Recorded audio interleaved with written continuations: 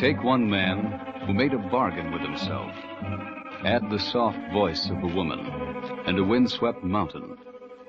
That's our story, Shadow on the Snow, taken from the files of John Steele, adventurer.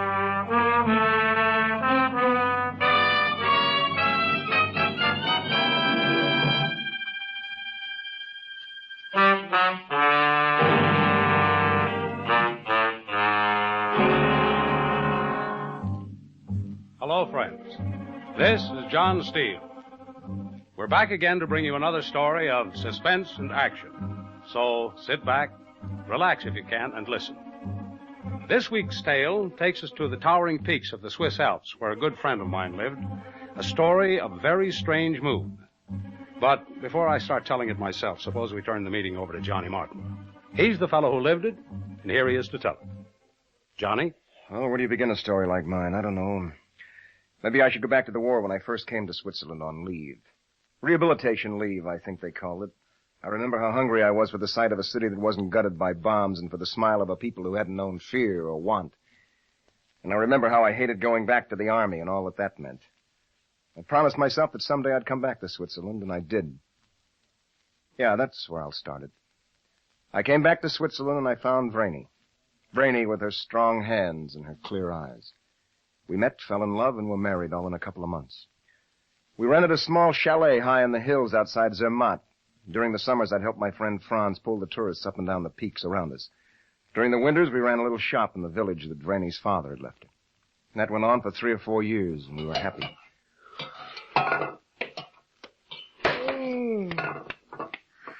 So, finally you've gotten up. I can't get this thing started. You're half asleep. Yeah, I guess so. I will do it. Go wash your face and comb your hair. Where you been so early? I've been down to the village and back before you even get your eyes open. Oh, what's all the excitement? Nothing. Well, there must be something up. If I wait for you to go to the post office, it will be noon. Oh, any mail? Nothing important. You see, you could have waited till noon to find that out. How's that coffee coming? It will be ready. Go say good morning to the mountain. Oh, what a day. I saw Franz in the village. Oh? How was the old mountain goat? He has some more tourists for tomorrow. Americans? No. Oh, okay. He wants you to help him. Sure. He wants you to meet him at the inn. Are you listening, Johnny? Oh, sure, I'm listening. What is the matter? Nothing. Nothing, honey. You had such a sad look in your eyes. Me? Ah. You were thinking of your country? No, I was admiring our mountain. Oh. Isn't that a beauty? Someday we're going to climb that. Just you and me. Franz would laugh at you. Oh, we will. Wait and see. All right, we will. We will conquer the Weisshorn all alone. You bet. The coffee. I hope it's not too strong. No. When you are finished, I have a surprise for you. I knew you were up to something. Go on. Drink. Okay. There. Now, what's the surprise? In a moment. There. It's the Victoria from Bern. So what? Open it up. Okay. Why all the mystery? It is always 2 or 3 weeks old by the time it reaches us, but... Franny. Do you like... Why? I sent them in months ago. Why did you do it? I thought it would please you. Well, you shouldn't have. But... You think I want my picture plastered all over Europe? I'm sorry. You shouldn't have done this. What harm? You shouldn't have done it, that's all. The first time you've been angry with me. I'm sorry. The magazine said, send in your pictures. I know. You look so funny with the Edelweiss in your hand. Please, Brandy, I said I was sorry. It's all right, Johnny. I will not do it again.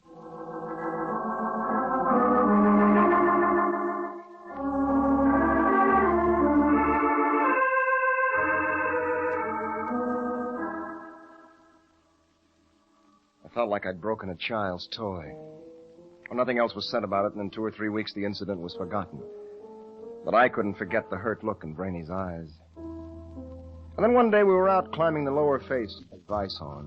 It was late afternoon, and down in the valley we could see the farmers slowly leading their flocks back to the barns. The village and all the world seemed very far away. Pull me up, Johnny. Yeah, you're no tourist. What? I said do your own climbing. All right, I will. Okay, hang on. No, please. I will do it myself. Go ahead.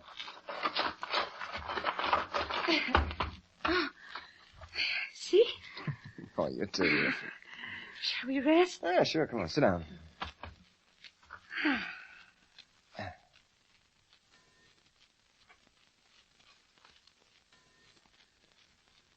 Oh, it is beautiful. Yeah.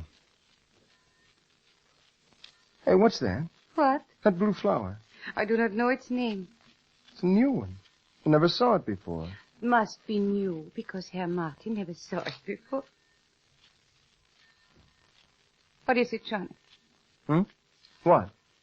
The sad look again. No. Comes more often now. It's nothing, honey. It just looks like a flower that used... What? Nothing. What is it like in your country, Johnny? Oh, I don't know. Kind of big and noisy. Got growing pains. What is this? Well, it feels like it's got to show off or something. It isn't all bad, though. Do you have mountains like the Weisshorn? Oh, yeah, sure. Except most of them have super highways right over the top. I don't think I would like that. No, I don't guess you would.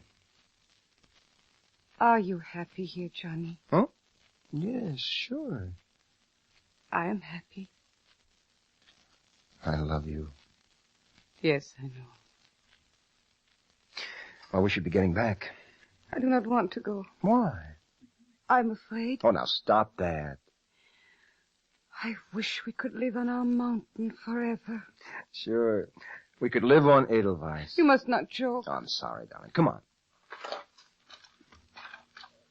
Hello! Hello! Hello! What was that? I do not know. Johnny! Johnny! Johnny! Johnny! Wendy! He's calling us. But there he is, down on the slope. Hey, it's Franz. Yes. Franz! Franz! Franz! Franz! Come! Hurry! Come! Hurry! Come on, Brady. He sees us. Now, watch your step. Yes. Are you down yet? Yeah. All right, I'll be right with you. Okay, come on, honey. Johnny! Johnny! Coming! I have searched all day for you. What is it, Franz?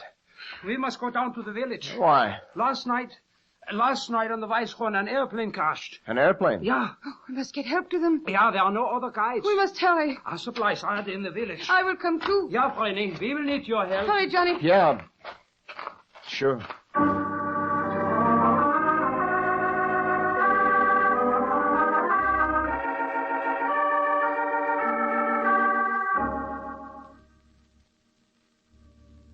On the way down to the village, Franz told us all he knew about the wrecked plane. It was a small single-engine ship was carrying 2 men when it crashed into the Weisshorn. As soon as we'd picked up our equipment, we started back up the glacier. Franz led the way, sounding with his ice axe as he went, and by 10 o'clock we were over the frozen ice field.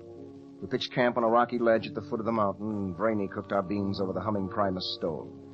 After supper, we crawled into the tent to sleep. Within a few minutes, Franz was breathing heavily. I lay there with my eyes open, thinking of the flyers, wondering if they were alive. Finally, I got up and crawled quietly out of the tent. I lit a cigarette and looked up at the stars. The stars always seem nearer when you're on a mountain.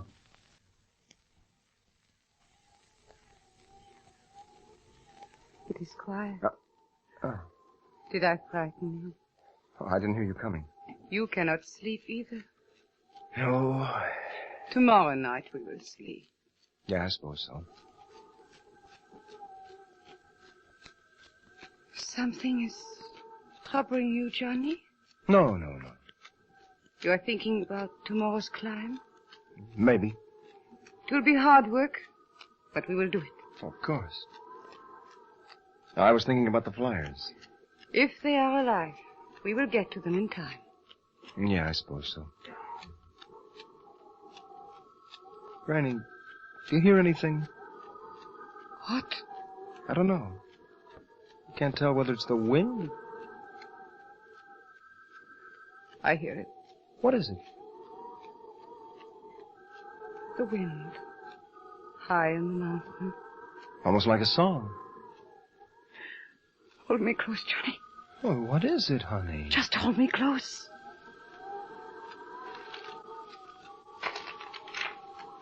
Yeah, the wind is blowing. Oh, did we wake you up, Franz? Sleep is always hard the first night on a mountain. Which way is this wind coming from? The north. Oh, that's bad. It is hard to say. Maybe it will blow away, maybe not. We will let that take care of itself.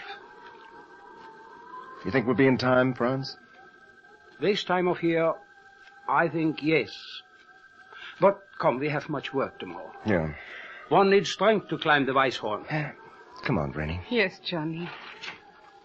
Oh, I'm tired now. Go ahead, Brenny. It is always first the ladies. Franz, come here a minute. Yes, Johnny? Do you hear anything? Yes, Johnny. It's the wind, isn't it? Some say it is just the wind. In the valley, it is said the Weisshorn sings only when there's death on the mountain. Come, we must get sleep. Yeah. Yeah.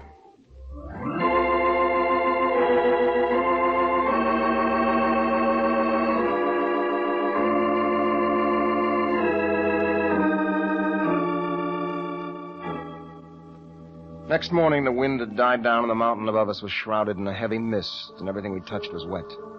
It was impossible to scale the rock face above us, so we walked around to the west wall. At last, Franz stopped and pointed up to the cliff. The first 100 feet or so fell off at a slight angle, and there seemed to be enough cracks and handholds to make it climbable. So we roped up Franz first, then Vreni, then myself, and Franz started up the wall. It's a lonesome business, this climbing a mountain. Sometimes you pull yourself up to a ledge and find the others resting, but most of the time they've gone on and you're alone. You hear them shouting above you, and the rope wriggles and twists up into the mist, and you know they're there, but they seem in another world. Your own world is the gray rock wall pressed against your face and the thousands of feet of air beneath you. Well, by 4 that afternoon, we were nearing the top. The last 30 feet had been hard work. The wall became almost vertical. My arms ached and my clothes were wet with sweat, and I heard Brainey's voice right above me. There is a handhold a little to the left. Oh, I got it. Now I can reach you. No, I'm okay. Give me your hand. Yeah. Now. Oh, thanks. How do you feel? Oh, I'm winded. It will not be long. Where's Franz? Right up there. Huh? Uh-oh. Franz thinks he can get around it. Yeah, but that shoulder sticks out right above us. He will do it. How does it look, Franz? It will go. Well, now be careful. Yeah. He has not moved for 5 minutes. Come on down, Franz. Let me try. It will go. Can you reach that crack to your right? I will try. That's it. Another couple of inches. Be careful. Shift your weight to your right foot. Yeah. Franz! Hang on. Oh, He stopped. yes. Franz, you all right? Yeah. Well, come on down now. I'll try it. It will go. Well, okay, but take your time. He's too old. Yes, he's too stubborn. That's it. There's a foothold to your left. Yeah. Make him stop, Johnny. I can't, Benny. Now, can you reach that crack? Moment, bitte. He's going to jump. No! Oh, he made it. Now he will be all right. I can't see him. He's on top of the shoulder. You okay, Franz? Franz! I am on the terrace. Come, Brenny. Oh, it's your turn, honey. Yes, Johnny. Don't worry, he can pull you up now. I know. I'll see you in a couple of minutes. Yes. Coming, Franz. That's it, honey. Now kick away from the wall. That's right.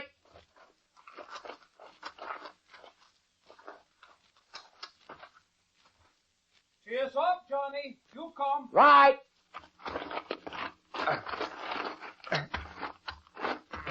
The rope is tight. Do not worry. Yeah. 5 feet more. Yeah. So, we have done it. Are you okay, honey? Yes, Johnny. Well, let's get going then, huh? When you are ready. No, I'm all right now. Good. Come. It is cold now. Well, it's just that you're not working so hard. Put on another sweater, Franny. It will pass.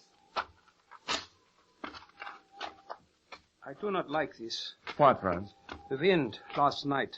Today the fog. This is not good. No? Always before the storm on the mountain comes the fog. Oh. Franz, Yeah? I thought I saw something in the mist up ahead. Where? There it is again. Come on. Yeah, it's the plane. Come on. Oh, what a mess. Yeah. Now, you better wait here, Granny, huh? Yes, Johnny. Lucky it didn't burn. Yeah. All right, give me a hand. Yeah. That's got it. Come on. Wait. There's one of them. The lieber Gott. He's dead. Probably better for him. The mountain will sing no more. No. Wait a minute. I thought there was supposed to be two. Johnny! Franz! What? Come hurry!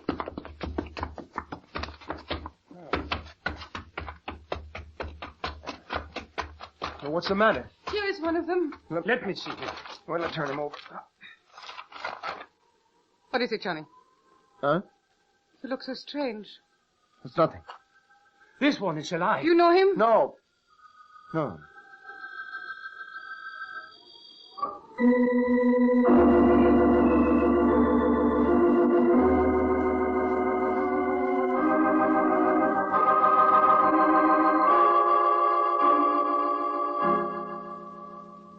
We buried the dead flyer there on the terrace and then pitched camp.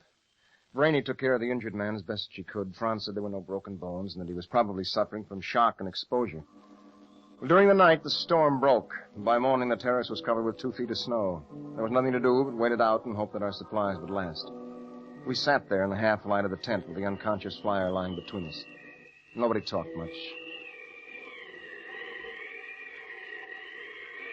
Is anyone hungry? Nein, danke. Johnny? No, thanks, Rainey.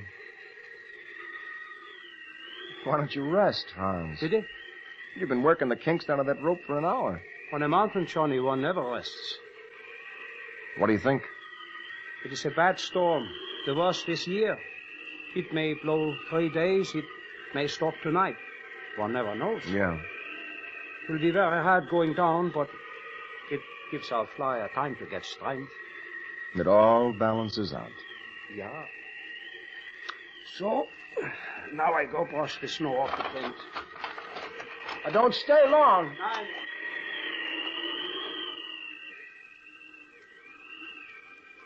Brainy, Yes, Johnny? are you cold? A little? Come over here next to me. Yes.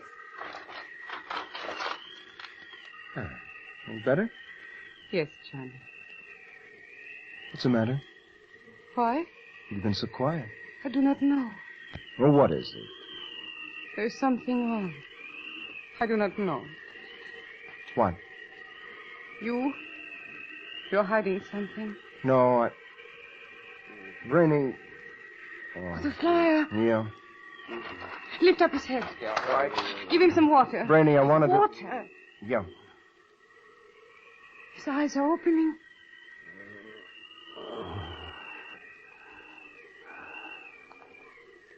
Johnny. Hello, Johnny. You're all right, Mr. Steele. Just take it easy. Yeah.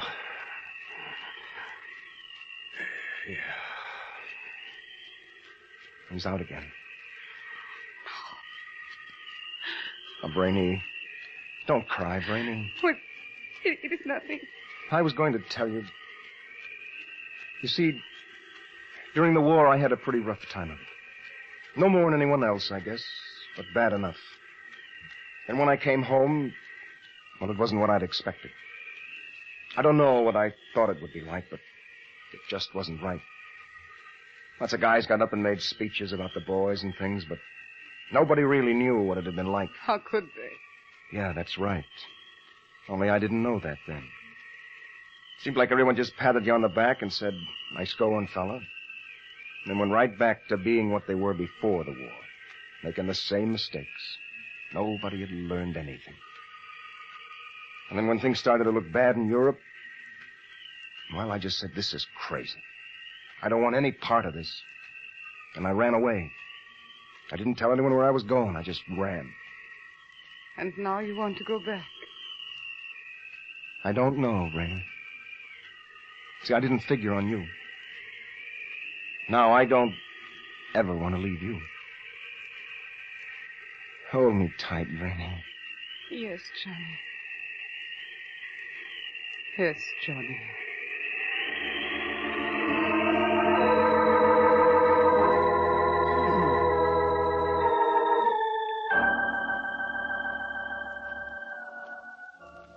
The storm raged for 2 days, and our supplies were getting dangerously low. And on the afternoon of the second day, Steele started coughing, and by night he was burning with fever. Anybody who's ever been on a mountain can recognize pneumonia. Franz said we had to go down the next day, storm or no storm. On the third day, it stopped snowing, but the wind continued to blow bitter and cold. We roped up and started down the cliff, and lowering each other 30 or 40 feet at a time, we were at the bottom by noon. We'd gone maybe a third of the way down the glacier when we came to a savage gash in the ice. We dropped our packs and walked along the lip of the crevasse looking for a way over. It does not go. Well, it has to. See for yourself. But it must be. The crevasse stretches all the way to the rock walls. Yeah. Well, I do not know. we can't stay here. I know. Steele is sick. He needs to... Johnny! Here, Rennie, Come walk. quickly. What's the matter? Look, Huh? bridge of snow. It's clean across the crevasse. Yeah. Will it hold us, Franz? I do not know. Well, it has to. Perhaps if there is ice underneath, Well, all we have to do is get a rope across. we will see. No, Franz, Bitte? I will go. You? Yes, I will go. No. You're too heavy, Franz, and you too, Johnny. If it will hold any of us, it will hold me. No, Brainy. Rennie is right. I'm not going to If let... you go or I go and the bridge falls, that is our last chance. Where's the rope, Franz? Here, Rennie. No, Brainy. We will live till help comes, Johnny. But Herr Steele... All right. But tie that rope tight. Yes. And if we tell you to come back, now you come back. Yes, Johnny. So, we are ready. Now remember. Wish me luck. Yeah. Go slowly, Rennie.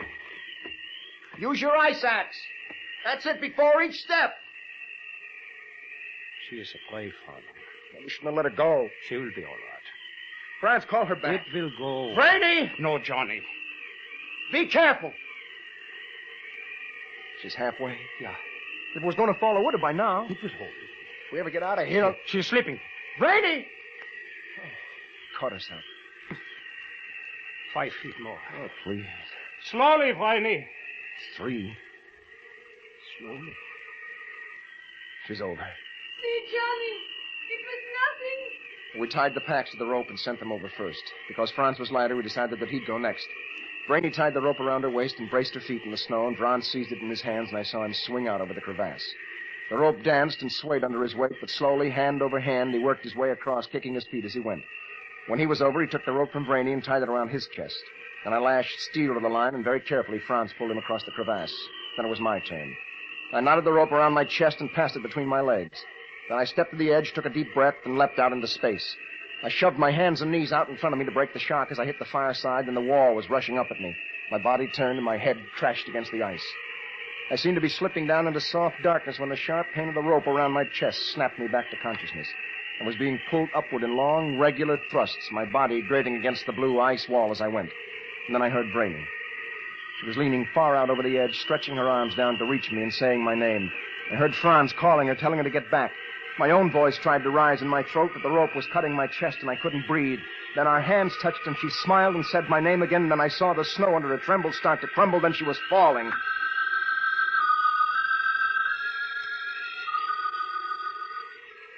I'm going to bring you up, Johnny. No! It is best, I know. Let me down! Yeah, Johnny. Brainy! Brainy!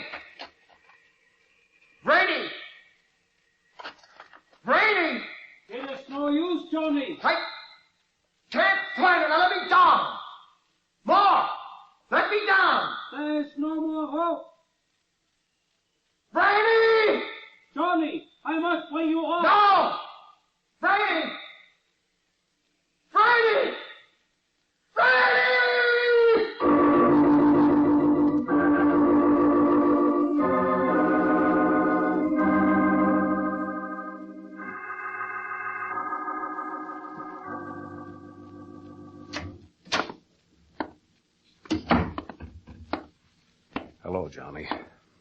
Hello, Mr. Steele. I'm glad you came. Sit down. No, thanks. I haven't had a chance. Please. I understand. How you feeling? They're taking good care of me here. Doc says I'll be out in a couple of weeks. Oh, fine. Then I suppose I'll be flying home. Yeah. What are you going to do, Johnny? I don't know. I guess it's too soon to decide. Huh? Yeah, I guess. You know, it wasn't coincidence I was in that plane that crashed. No? A friend of mine saw your picture in a magazine. Sent it to me. Oh. Mother and Dad asked me to come over and talk to you. They said I had more influence with you than either of them did. I thought maybe you'd like to go home with me. No. It's up to you. I'm staying here. Still running away. You wouldn't understand. Maybe I would. Your dad told me what was on your mind. No. Why don't you do something about it? What can one guy do? Nothing. If he runs away. There are plenty of people who feel like you do, Johnny. Must be some way to make that known. Yes, if I thought there was a chance. You'll never find out over here. Why don't you drop in again and we'll talk some more. Okay. See you, Johnny? Maybe.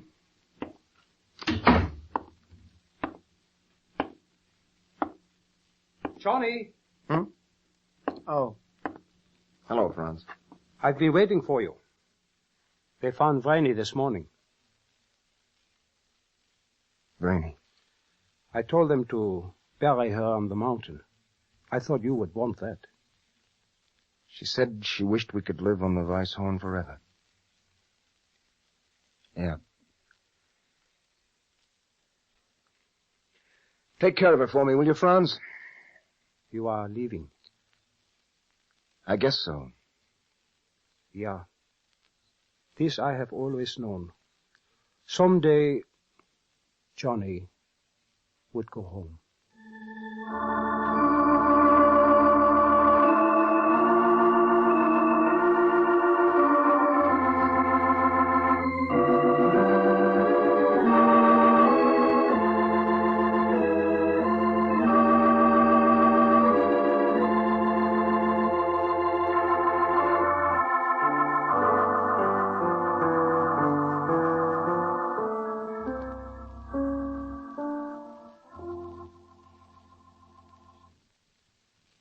The title, Shadow on the Snow. The story of a man who had to climb a mountain to find himself. Well, next week, friends, we won't be with you. But be sure to listen in 2 weeks from now. Until then, this is John Steele saying goodbye and good hunting.